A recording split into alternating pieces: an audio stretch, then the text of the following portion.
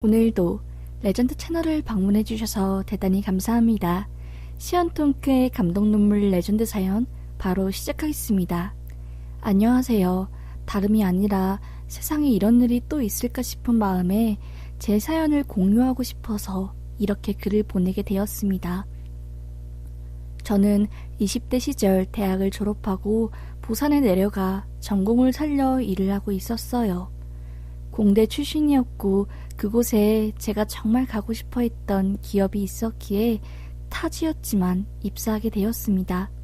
정말 주 8일처럼 월화수목금토일 일하고 일요일 넘어 새벽이 되는 월요일까지 연속으로 일했으니 1년이 넘어갔을 때 번아웃이 오더라고요. 무기력해지고 마음이 힘들고 원래 굉장히 밝고 명랑했던 제가 회사 일에 치여 아무것도 못하니 힘들었습니다. 그때 보장님께서 제가 지친 것을 눈치챘는지 이번 연휴에 연차 쫙 써서 한 일주일 쉬고 오라고 하시더라고요. 그래도 제가 신입인데 프로젝트에서 큰 성과를 냈으니까 쉬고 오라고 해주신 것 같아요. 전 연차를 내고 한 이틀 집에서 잠도 푹 자고 영화도 보면서 자유를 만끽했네요. 그런데 외향적인 제가 3일째 집에 있으니 삭신이 쑤시고 뻐근하대요. 서울 살던 제가 친구 한 명 없는 부산에 내려와 있으니 어디가 맛집인지도 모르고 명소인지도 모르고 사는 것도 아닌 것 같아 집에서 나와 그냥 정처 없이 동네를 막 걸었어요. 해운대도 가보고 바닷가에서 혼자 모래도 밟으면서요. 그러다 근처에 맛있는 해물칼국수 집이 있다고 하길래 찾아갔는데 보니까 폐점된 겁니다. 아, 짜증나. 지도 보고 열심히 찾아왔는데 왜 폐점이야. 그냥 편의점에서 우유에 빵 사서 집 가서 먹어야지. 참 나는 운도 안 좋아. 라고 하며 편의점에 들른 뒤 집에 가기 위해 육교 위를 올라가고 있었습니다. 지리를 잘 모르니까 핸드폰을 보며 지도를 보며 계단 위를 올라갔는데 고개를 들어 위를 본 순간 계단에서 내려오는 한 남자가 눈이 절반 정도 감긴 채 비틀비틀 내려오더라고요. 속으로 왠지 넘어질 것 같은데 여기서 넘어지면 계단 구르고 엄청 크게 다칠 텐데 라고 하며 그 남자가 내려올 때까지 괜히 핸드폰을 보는 척 했어요. 혹시 내려오다 넘어지면 내가 잡아줘야겠다 싶은 찰나 그 남자가 정신을 잃고 계단 밑으로 넘어지려고 하는 겁니다. 저는 하면서 팔을 뻗어 넘어지려는 그 남자를 잡았고 그 남자의 무게 때문에 제가 계단에서 약간 넘어지며 무릎이 까졌어요. 그 남자는 그때 눈을 확 뜨며 죄송합니다. 감사해요. 너무 죄송해요. 졸리니까 정신이 없어서 넘어질 뻔했어요. 덕분에 살았네요. 죄송합니다. 라고 말하자 저는 난 괜찮은데 계단 내려올 때부터 아슬아슬해서 지켜봤는데 길 가다가 조는 사람이 어딨어요. 얼마나 피곤하길래. 진짜 조심해요. 여기 육교 계단에서 넘어지면 찰과상에 엄청 큰일 나요. 파상풍 걸려요. 얼마나 잠을 못 잤으면. 병원에서 계속 실습하고 환자 보다 보니까 잘 시간이 없네요. 여튼 감사합니다. 라고 하대요. 인턴인가? 참 고생하네. 안타까운 마음이 들었고 저는 제가 먹으려고 산 편의점 빵 우유 봉지를 남자에게 건네며 이거 먹고 빨리 가서 쉬라고 한 뒤 후다닥 육교를 건넜습니다. 남자는 괜찮은데 저기요 저 성함이라도 알려주세요 라고 하자 전 됐어요. 그냥 그거 먹고 맨정신으로 환자 잘 보살펴주세요 라고 한 뒤 뛰어갔습니다. 그런데 잠도 못 자고 피곤할 텐데 씻기는 하나 보네. 향수 냄새인가 바디로션 냄새인가 엄청 좋네. 아휴 병원에서 일하면 다들 힘들지 라고 생각하며 집에 갔습니다. 원체 오지랖도 넓고 하니 생전 처음 본 사람한테 제 양식을 건네주었네요. 그걸 또 뿌듯하다고 전 속으로 기분 좋아했고요. 그렇게 기분 좋은 마음으로 집에 갔고 일주일을 푹 쉰 저는 회사에 출근해 다시 일을 했습니다. 그날의 기억은 까마득하게 잊어버렸지요. 그렇게 부산에서 한 6년을 근무하고 서울 한 기업으로 이직한 전 정신없이 또 워커홀릭에 빠져 일을 하며 살았어요. 부산에서 살았던 기억도 희미해질 때쯤 아침에 늦게 일어난 전 황급하게 옷을 챙겨서 택시를 탔습니다. 택시 여기요! 여기! 하면서 팔을 휘저 택시를 잡은 순간 택시 안쪽에서 익숙한 향기가 나는 걸 알았어요. 향수와 바디로션을 꽤나 좋아한 저는 이 향이 한국 제품에서 나오는 게 아니란 걸 알았지만 왠지 익숙한 이 냄새에 자꾸 머리가 쓰였습니다. 아, 내가 이걸 어디서 맡았지? 분명 어디서 맡은 냄새인데 누구 냄새지? 라고 머리를 굴리며 회사에 가는 도중 제 발에 무언가 채이는 겁니다. 이게 뭐야? 하고 발 밑에서 그 물건을 들어 올리려는데 검정색 작은 가방이더라고요. 택시 아저씨한테 보여주며 아저씨, 이거 아저씨 거예요? 라고 물으니 아저씨는 아니요, 손님이 두고 간 듯한디 라고 무심하게 말씀하시더라고요. 오지랖 넓은 저는 또 궁금해서 가방 지퍼를 슬쩍 내려 안에 신분증이라도 있나 확인하려는 순간 그 안에 돈다발이 있는 걸 발견했습니다. 딱 봐도 장난이 아닌 금액이었어요. 수표가 거의 수십 장? 아니 100장이 넘게 들어있었으니 말이지요. 전 그걸 보자마자 아저씨한테 말했죠. 아저씨, 이 가방에 돈 엄청 있는데 신고해야 하는 거 아니에요? 라고 말하니 아저씨는 얼굴이 약간 상기되면서 그래? 얼만디? 냅둬 라고 하다가 제가 이거 딱 봐도 거의 억이에요 라고 말하니 아저씨는 아가씨, 내가 신고할게, 가만히 냅둬 라고 하는 겁니다. 아니 그런데 뭔가 찝찝했어요. 아저씨의 표정은 땡 잡았다이고 신고하지 않고 그냥 아저씨가 가질 것 같은 겁니다. 그래서 전 그럼 그냥 저희 회사 가는 길에 경찰서 있으니까 거기 들려서 바로 신고하고 가죠 라고 말했어요. 그 말을 하자마자 전 어휴 이년아, 너 회사에 늦었는데 무슨 오지랖으로 돈을 경찰서에 신고하고 가. 에휴 내가 그렇지 뭐 라며 후회가 들었지만 의리 정의 양심 없으면 시체인 전 회사에 30분 이상 늦을 것을 뻔히 알면서 신고를 하고 회사에 도착했죠. 당연히 회사 도착해서 과장님한테 깨지고 부서 눈치 보고 아침 회의 늦어서 하루 종일 기분이 다운되었습니다. 퇴근하고 나서 맥주나 한잔 마셔야지 하고 축 처진 어깨를 이끌고 편의점에 가려고 하는데 경찰서에서 전화가 오더라고요. 돈 주인 찾았다고, 주인이 신고자 번호 알려달라고 살해하고 싶다고 해서 알려드렸는데 괜찮죠? 라고 하대요. 이미 다 알려줘 놓고선 허락받는 건 뭔 경우람? 살해 필요 없는데 라고 생각하며 살해 필요 없는데 일단 알겠습니다 하고 전화를 끊었어요.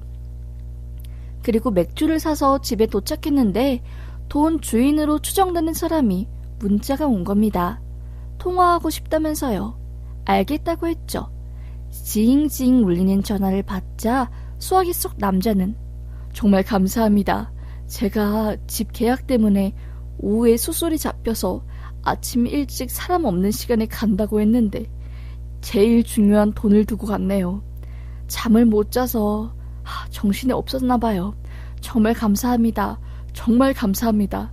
제가 법적으로 지정되어 있는 살해를 하려고 하는데요. 라고 하더라고요. 네, 살해는 하나도 필요 없어요. 돈 찾았으면 다행인 거죠. 한두 푼도 아닌데 그걸 두고 갈 정도면 얼마나 피곤하셨길래. 그래도 일 잘 해결되셨다니 다행이네요. 저 주실 살해금으로 그냥 더 좋은 일에 쓰세요. 저도 감사합니다. 라고 말한 뒤 툭 끊었습니다. 전화를 끊고 나니 이런 생각이 들더라고요. 아니 이 목소리 어디서 많이 들은 목소리인데 약간 여자 목소리 같으면서도 되게 듣기 좋은 남자 목소리이고 아, 몰라. 뭔 놈이 병원이 일이 얼마나 많길래 잠도 못 자고 그 큰 돈을 택시에 두고 내려. 남자가 아주 칠푼이구만. 이라고 생각한 뒤 맥주를 벌컥벌컥 마시고 전 잠에 들었습니다. 그렇게 그 이후에도 그날의 사건을 까마득하게 잊어버리고 다시 회사 생활을 시작했어요. 서울 투룸에서 매일 월세를 내며 사니 나가는 돈이 아깝더라고요. 중간 퇴직금이랑 해서 바리바리 긁어 모으고 대출 싹 땡겨서 전세 들어가자 싶었습니다. 그래서 회사 다니는 틈틈이 집도 알아보고 굉장히 바쁘게 지냈어요. 그러다 싼 가격에 전셋집이 나왔고 계약을 했어요. 자가는 아니었지만 다달이 내는 돈이 없으니 심신이 참 편안하더라고요. 그 집에서 제가 3년 반을 살았어요. 2년씩 계약하는데 첫 번째 계약이 끝나고 다른 집으로 옮길까 하다가 이사 비용도 있어서 그냥 계속 살고 돈 모으자 해서 재계약을 했고요. 그런데 살고 있던 도중 부동산 아저씨와 집주인한테 전화가 온 겁니다. 집이 경매에 넘어가게 생겼다는 겁니다. 이 집에 융자가 설정되어 있는데 처음 계약할 때는 큰 금액 아니니까 괜찮다고, 경매 넘어갈 일 없다고 부동산 아저씨께서 자기 믿고 진행하라고 했거든요. 그런데 갑자기 경매에 넘어갔고 융자 금액이 제 전세금보다 많아서 전세금을 떼일 수도 있다는 겁니다. 깡통 전세였어요. 결국 집이 재판에 넘어갔고 3차까지 경매에 나갔지만 집은 팔리지 않았어요. 경매가 진행될수록 집값은 엄청나게 떨어졌고 제가 피땀 흘려 모은 전재산은 공중분해되게 생겼지요. 결국 집은 헐값에 팔리고 집값은 융자 갚는 데 쓰이고 제 전세금은 받지도 못하고 하루아침에 땅거지가 되었습니다. 매일 밤을 술로 지새우고 정말 인생 포기한 사람처럼 막 살았던 것 같아요. 활발하고 긍정적이었던 제가 말수도 없어지고 의기소침하고 자존감은 밑바닥, 아니 지하 땅 끝까지 떨어진 듯 했습니다. 그렇게 몇 개월을 보내니 56kg였던 제가 39kg까지 되었어요. 그러다 보니 영양실조가 왔고 건강했던 제가 회사에서 픽 쓰러져 저도 모르게 병원에 실려가게 되었습니다. 저혈압으로 쓰러진 거였고 종합검진을 받아야겠다는 의사의 권유에 저는 검진을 받게 되었습니다. 그 과정에서 유방암이 발견되었어요. 미칠 것만 같았습니다. 결과를 듣고 병원 계단에 쭈그려 앉아 엉엉 울었어요. 내 인생은 왜 이래? 왜 나만 힘들어? 왜 나만 이렇게 비참하냐고. 내가 뭘 잘못했어? 내가 뭘? 그렇게 열심히 살았는데 번 돈은 휴지 조각 되고 몸뚱이는 망가졌고 난 왜 살았지? 난?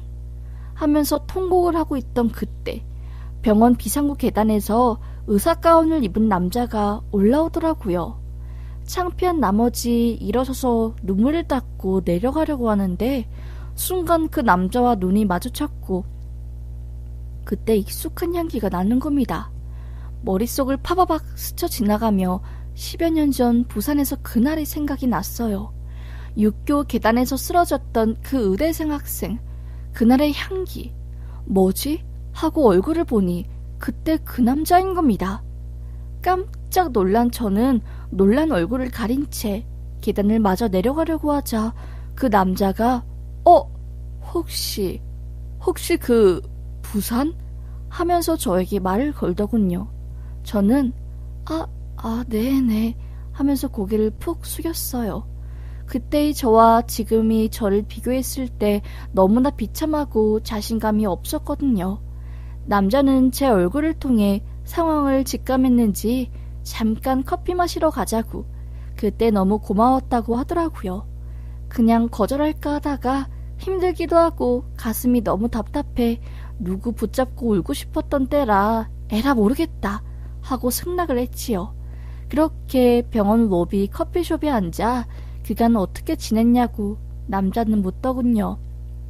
저야 뭐 회사 생활하고 평범하게 지냈죠. 정말 오랜만이긴 하네요. 그때 저희 둘 다 애땠는데 지금은 벌써 나이가 라고 하자 남자는 그러게요. 너무 반갑네요. 부산에서 만났는데 서울 병원에서 이렇게 또 만날 줄은 꿈에도 몰랐어요. 부산에서 서울로 병원 옮기고 가끔 생각났거든요. 부산에 있으면 한 번은 마주칠 텐데 하고요. 그런데 참 사람 인연이란 게. 아, 그런데 병원은 왜 오셨어요? 검진?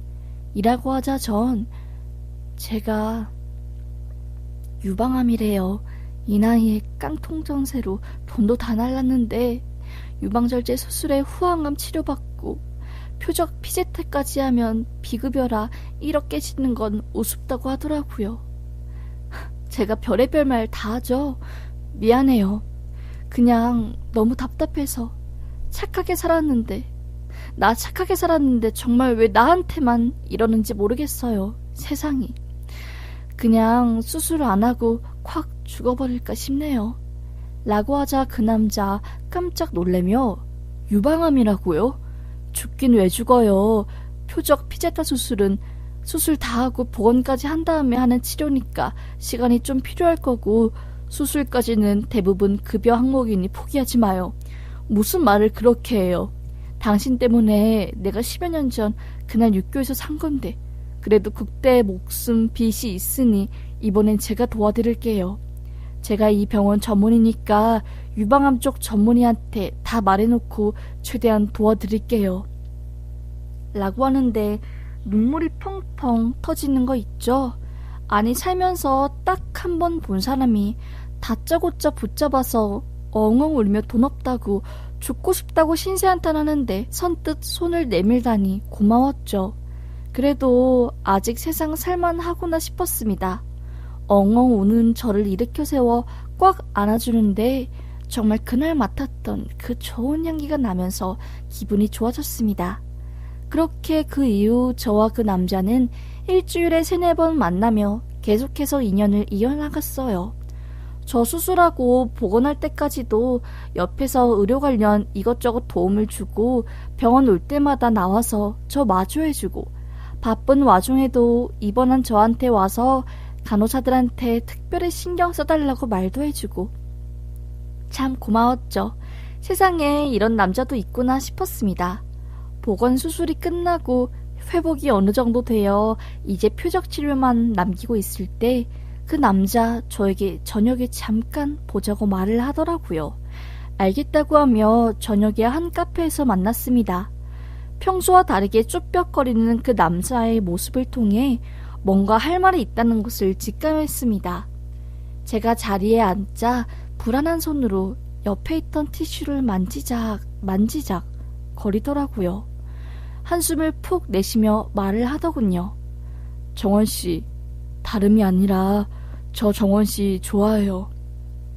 부산 육교에서 저 도와줬을 때 첫눈에 반했는데 정원씨가 이름도 안 알려주고 그렇게 가버린 바람에 제 마음속에는 정원씨가 정말 신기루같이 남아있었어요. 누구에게 말도 못하고 그렇게 세월이 지나고 다시는 못 만날 줄 알았는데 서울에서 만날 줄은 꿈에도 몰랐어요. 그날 이후로 잠도 안 오고 정원씨 생각에 심장이 미친 듯이 뛰기 시작했어요. 근데 정원씨 아프니까 아픈 사람한테 짐을 주기는 싫고 그래서 정원씨 큰 수술 끝날 때까지 기다렸는데 더 이상은 못 기다릴 것 같아요. 저 정원이 좋아합니다. 아니 사랑하고 평생을 함께하고 싶어요. 라고 말하며 제 손을 잡고 고백하는 겁니다. 갑작스러운 사랑 고백에 당황했지만 아플 때 저를 지켜준 그 남자의 모습에서 진심과 진정성이 보였기 때문에 전 남자의 고백을 받았습니다. 그렇게 저희는 그날 이후로 만남을 시작했어요. 끝이 보이지 않는 터널을 걷는 저에게 한 줄기 반딧불이 되어준 사람이었습니다. 그렇게 교제한 지 딱 100일이 되던 때 그 남자가 W호텔 스위트룸을 예약했다고 거기서 기념일을 보내자고 하더라고요. 처음엔 100일 만에? 라고 했지만 그래도 평생 함께할 사람이니까 라고 생각하고 이쁘게 차려입고 갔지요. 처음으로 함께 호텔에 간 거고 둘만 이렇게 있는 은밀한 장소 또한 처음이었기 때문에 엄청 긴장이 되었어요. 그리고 유방암 수술을 하고 복원까지 했지만 여자로서 자신감이 많이 떨어진 상태였기 때문에 더 긴장이 되었어요. 와인잔을 부딪히며 분위기가 무르익을 때쯤 그 남자 벨트 뒷춤에서 묵직한 무언가를 꺼내는 겁니다. 그리고는 제 손에 그 묵직한 것을 쥐어주며 말하더라고요. 기억나? 택시에서 돈 두고 갔다가 찾아준 사람이 자기한테 전화해서 살해하겠다고 했잖아. 라고 남자가 말하자 저는 순간 온몸이 굳는 듯 했어요. 아니, 이 사람이 그걸 어떻게 알지? 그게 몇 년 전 일인데. 라고 생각하자마자 그 남잔, 그 사람이 나야. 그날 잃어버린 돈을 그렇게 찾고 너무 고마워 살해를 하려고 전화했지. 당신한테. 당신은 살해금을 거절하고 더 좋은 데 쓰라고 했잖아. 어떤 사람이 이렇게 이쁜 마음씨를 가지고 있을까 싶어서 사실 카카오톡에 당신 번호를 저장하고 프로필을 눌렀는데 당신 얼굴이 나오더라. 부산 육교 그때 그 여자.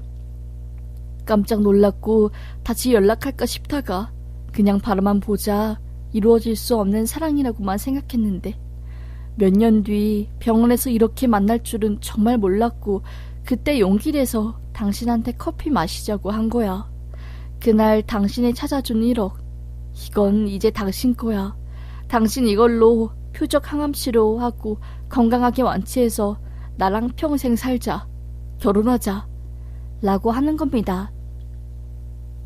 이제야 퍼즐 맞추듯 딱딱 상황이 들어맞았어요.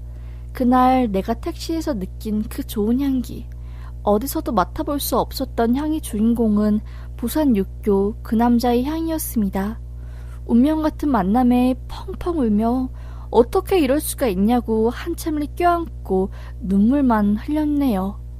어떻게 이 돈을 쓰냐고 애써 밀어냈지만 남자의 굳센 결심에 고마워하며 표적 항암치료 피제타 허셉틴을 같이 사용하며 치료를 받을 수 있게 되었습니다.